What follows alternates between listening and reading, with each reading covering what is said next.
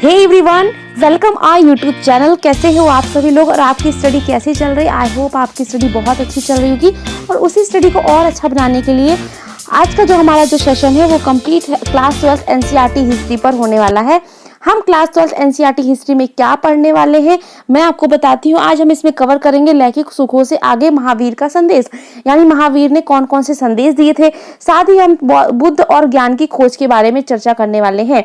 ये चैप्टर 4 पढ़ रहे हैं। चैप्टर 4 यानी विचार, विश्वास और इमारतों से संबंधित है, जिसमें हमने चैप्टर 4 का पार्ट फर्स्ट वीडियो कंप्लीट कर लिया है। तो फटाफट हमारे यूट्यूब के चैनल पर जाइए और चैप्टर 4 के पार्ट फर्स्ट वीडियो को देखिए। उसमें आपको जो आरंभिक जो जानकारी है बौद्ध के बारे में, सांची स्तूप के बारे में, इन सभी के बारे में उस पार्ट में अच्छे से बताया गया है, बहुत ही विस्तार से बताया गया है। तो फटाफट पार्ट फर्स्ट में जाइए, देन पार्ट सेकंड स्टार्ट करिए। चलिए पार्ट सेकंड स्टार्ट करते हैं। पार्ट सेकंड जो हमारा है, यानी जैसे कि आपको पता है जो चैप्टर 4 हमारा लगभग 600 ईसा पूर्व से 600 ईस्वी तक की बातों को कवर करता है, जिसमें सांस्कृतिक विषय के बारे में बात करेंगे।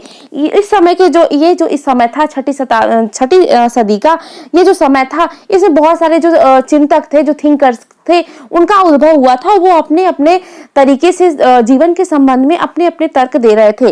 तो इसी क्रम में हम भारत में बात करेंगे। भारत में जो महावीर और जो बुद्ध थे, इन्होंने भी अपने जीवन के बारे में अपने अनुभव दिए, अपने विचार व्यक्त किए हैं। इन सभी चीजों के बारे में हम इस चैप्टर में पढ़ने वाले हैं। तो चलिए फटाफट चैप्टर स्टार्ट करते हैं बिना समय को वेस्ट किए हुए।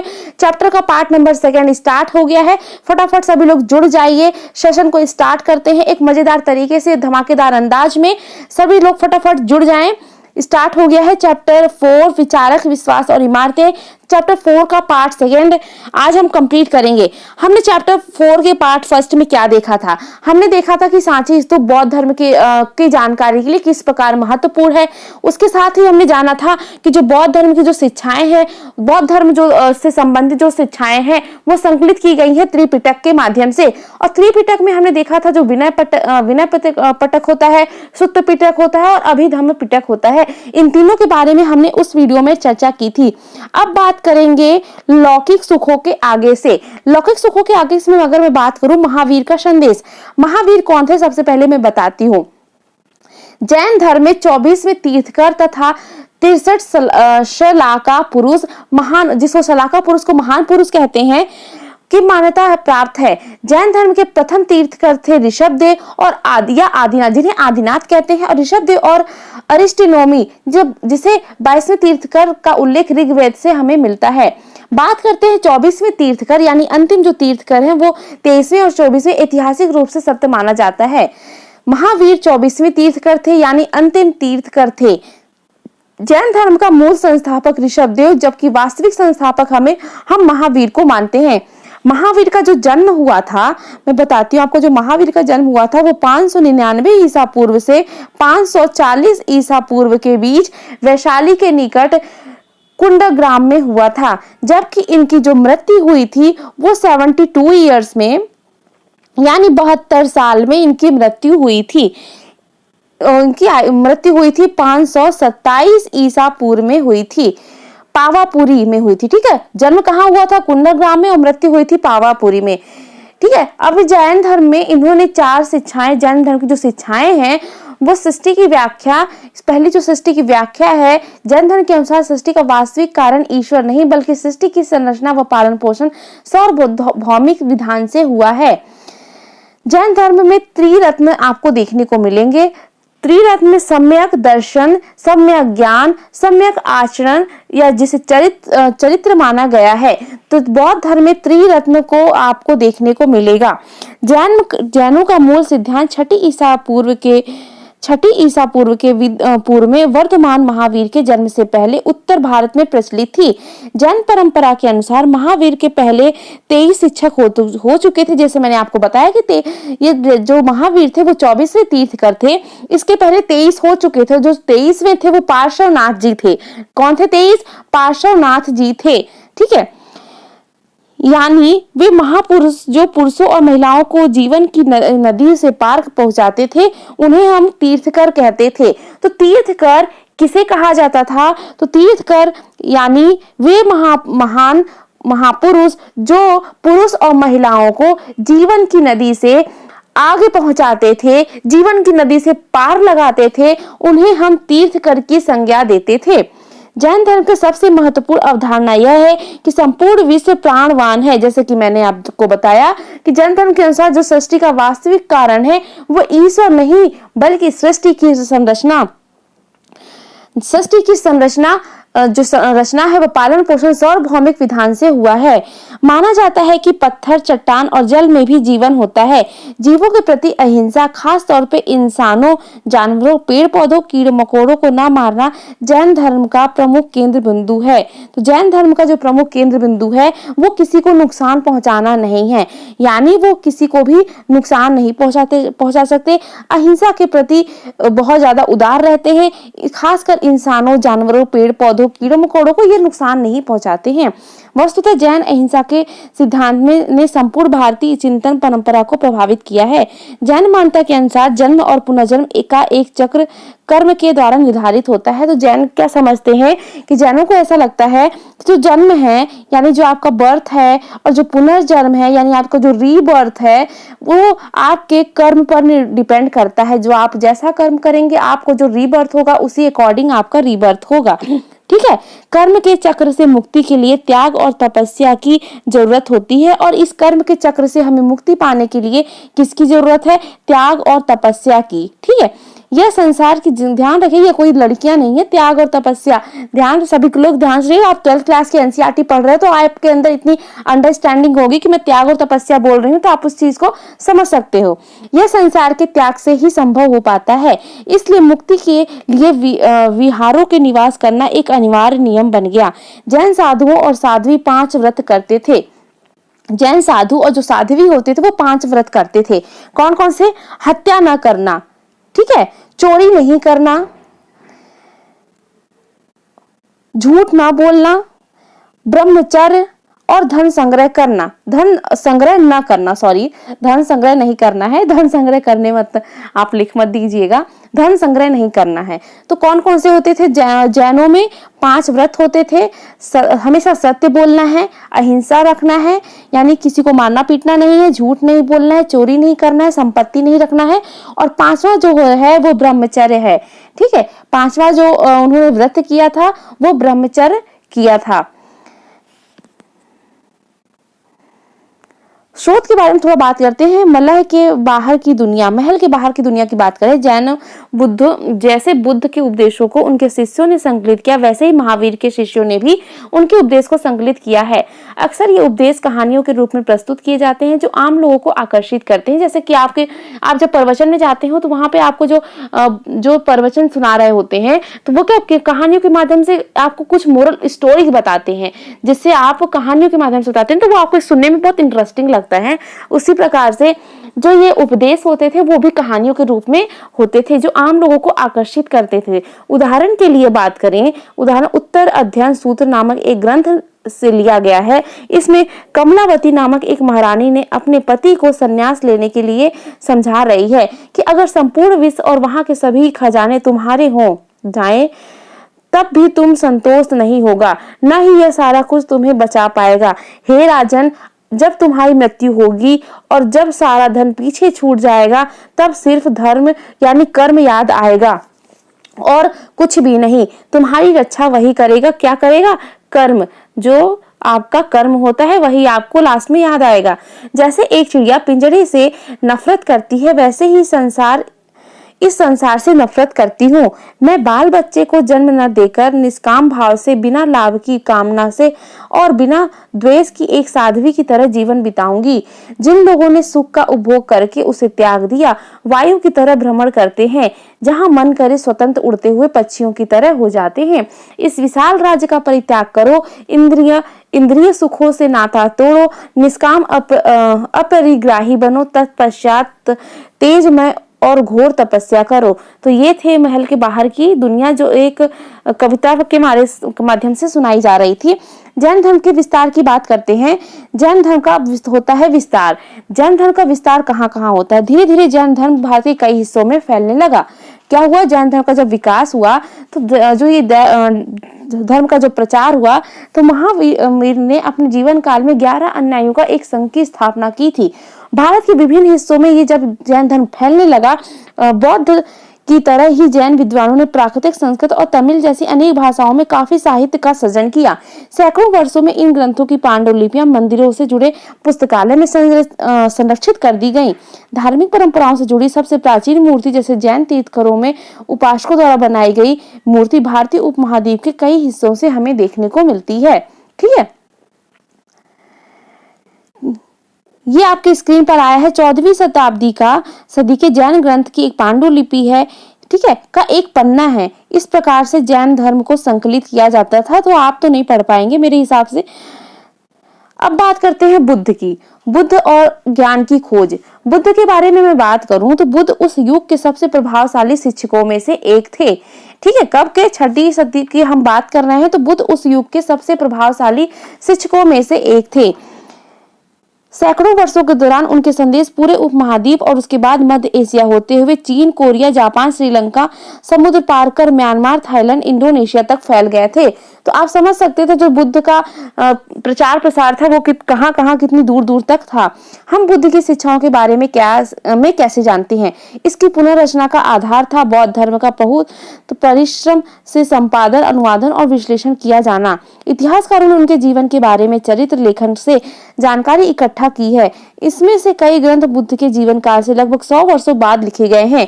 इसमें इस महान धर्मोपदेश की याद को बनाए रखने की कोशिश की गई है। इन परंपराओं के अनुसार सिद्धार्थ यानी जो बुद्ध थे उनके बचपन का नाम क्या था? सिद्धार्थ था। बौद्ध धर्म की मैं बात करती हूँ, आपको पूरी कहानी बताती हूँ कि बौद्ध धर्म के संस्थापक गौतम बुद्ध माने जाते हैं, जिन्हें एशिया का पुंज, ज्योति पुंज कहा जाता है। क्या लाइट ऑफ एशिया क्या कहा जाता है बौद्ध को? तो बौद्ध को लाइट ऑफ एशिया कहा जाता है। ठीक है, इनका जन्म मैं बता दूं, जन्म 563 ईसा पूर्व नेपाल के तराई कपिलवस्तु के निकट लुम्बिनी नामक स्थान पर हुआ था। कपिलवस्तु की पहचान पिपरहबा नामक क्षेत्र से की गई है तथा लुम्बिनी को बौद्ध ग्रंथों में रुम्मनदेई कहा गया है। लुम्बिनी को बौद्ध ग्रंथों में, ध्यान रखिएगा, जो लुम्बिनी है उसको बौद्ध ग्रंथों में क्या कहा गया है? रुम्मनदेई भी कहा गया है। गौतम बुद्ध के बचपन का नाम सिद्धार्थ था, पिता का नाम शुद्धोधन था, माता का नाम महामाया था और उनकी पत्नी का नाम यशोधरा था। उनका एक पुत्र राहुल भी था। बुद्ध के जन्म के 7वें दिन उपरांत ही उनकी माता का देहांत हो गया, तो उनकी जो पालन पोषण की थी वो महाप्रजापति गौतमी ने, यानी उनकी जो मौसी थी महाप्रजापति गौतमी, उन्होंने किया था। बुद्ध की मृत्यु 80 साल में हुई थी। तो चलिए फटाफट मुझे कमेंट में लिखकर बताइए कि महावीर की मृत्यु कितने सालों में हुई थी। मैंने अभी इस वीडियो में बताया है, कितने लोगों का पढ़ने में ध्यान है, जल्दी से मुझे इसका आंसर लिखकर कमेंट सेक्शन में बताएंगे। और आप सभी के लिए एक इन्फॉर्मेशन, जितने लोगों ने ये वीडियो को लाइक नहीं किया है फटाफट कर लीजिए, चैनल को सब्सक्राइब नहीं किया है तो कर लीजिए, आपको लॉस हो जाएगा अगर नहीं किया तो, क्योंकि आपकी कंप्लीट क्लास 12 एनसीईआरटी जो आपके लिए बहुत ज्यादा इंपॉर्टेंट है, चाहे आप 12th क्लास में का एग्जाम दे रहे हो, चाहे आप देने जा रहे हो सिविल सर्विसेज का एग्जाम, आपके लिए क्लास 12 एनसीईआरटी हिस्ट्री बिल्कुल आपके अमृत के समान है। यानी आपकी हिस्ट्री में जो बेस है वो आपकी क्लास 12 एनसीईआरटी हिस्ट्री से बनने वाला है। तो फटाफट चैनल को सब्सक्राइब कर लीजिए, क्योंकि हम इस चैनल पे कंप्लीट क्लास 12 एनसीईआरटी हिस्ट्री करा रहे हैं, जो कि आपके लिए बहुत इंपॉर्टेंट है। और जिसको इसका लाभ लेना है वो फटाफट चैनल को सब्सक्राइब कर ले। मैं बार बार नहीं बोलूंगी, चैनल को सब्सक्राइब कर लीजिए, क्योंकि थोड़ा सा चीप लगता है। तो मेरा काम है आपको इन्फॉर्मेशन देना, आपको अच्छी इन्फॉर्मेशन देना, नई नई जानकारियां देना। तो मेरा काम मैं अपना कर रही हूँ, आपका काम है चैनल को सब्सक्राइब करना। तो ये आपके ऊपर टोटली डिपेंड करता है। पढ़ने वाले स्टूडेंट्स कर चुके होंगे, नहीं पढ़ने वालों के दिमाग में कुछ और चल रहा होगा। चलिए अपने पॉइंट पर आते हैं।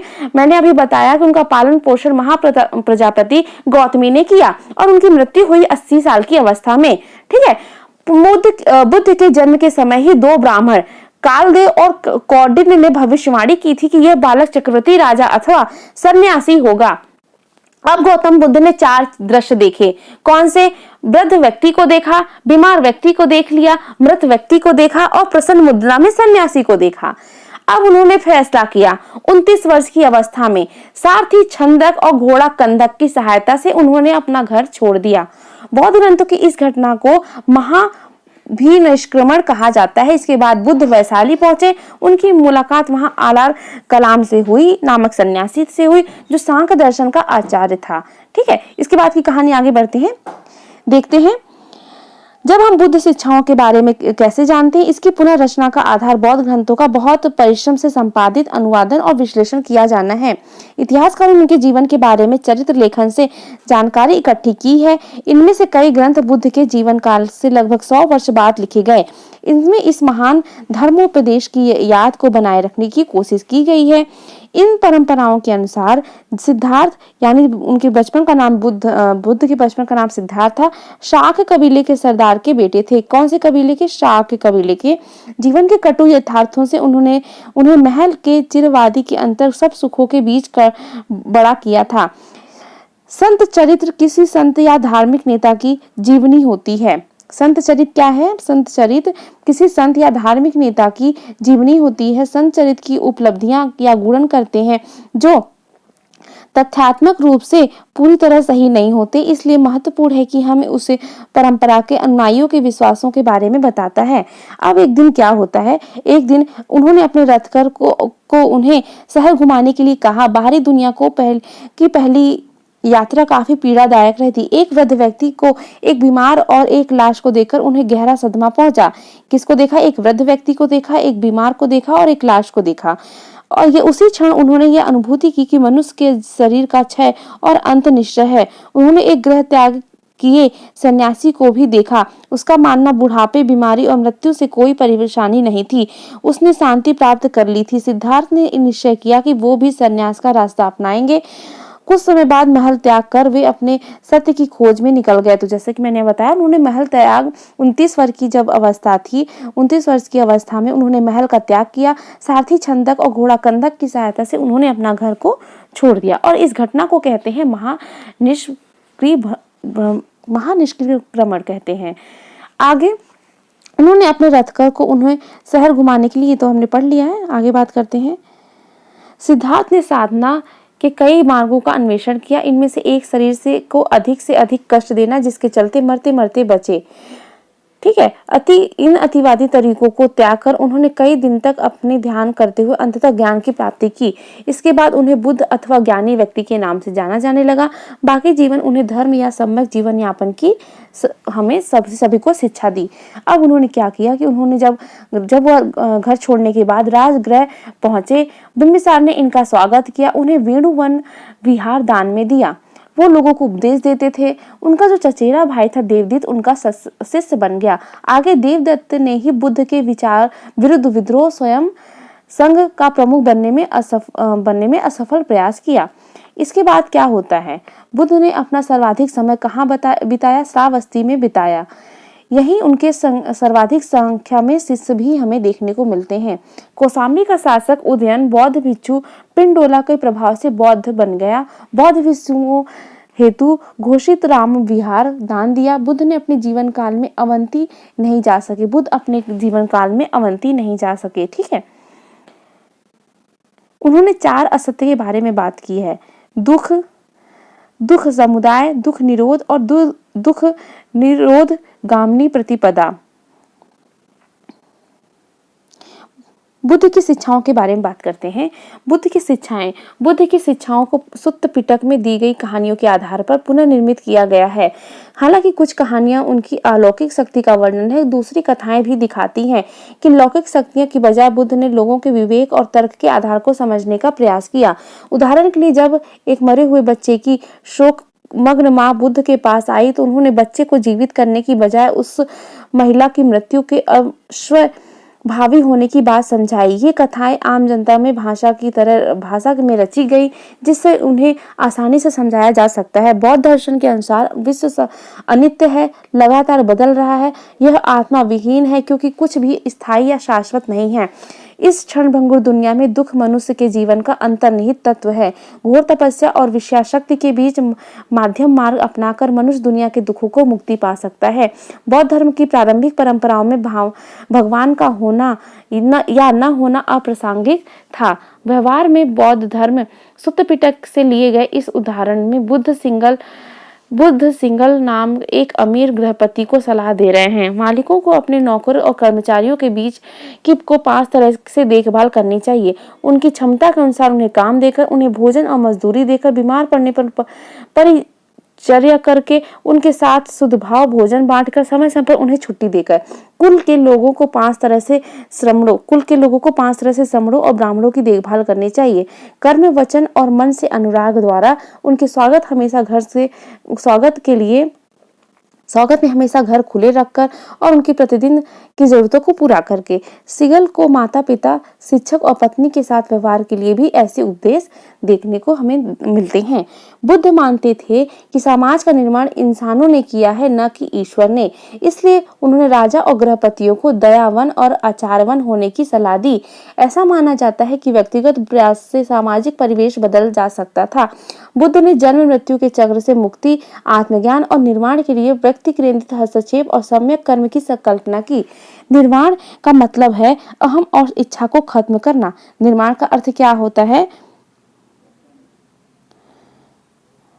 निर्वाण का अर्थ है अहम और इच्छा को खत्म करना, जिससे गृह त्याग करने वाले के दुखों के चक्र का अंत हो सकता है।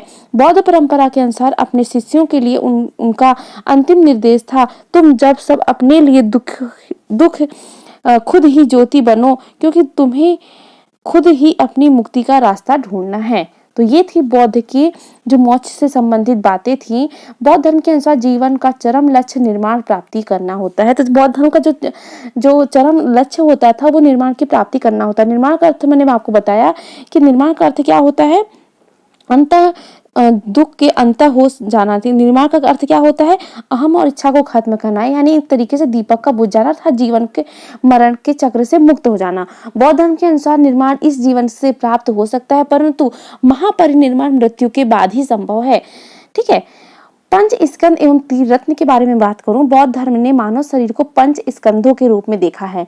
रूप, वेदना, संज्ञा, संस्कार व विज्ञान से निर्मित माना है। उसी प्रकार बौद्ध धर्म में त्रिरत्न होते हैं, बुद्ध धर्म और संघ। तो फटाफट मुझे कमेंट में लिखकर बताओ कि जैन धर्म में मैंने त्रिरत्न बताए थे वो कौन कौन से थे। ठीक है।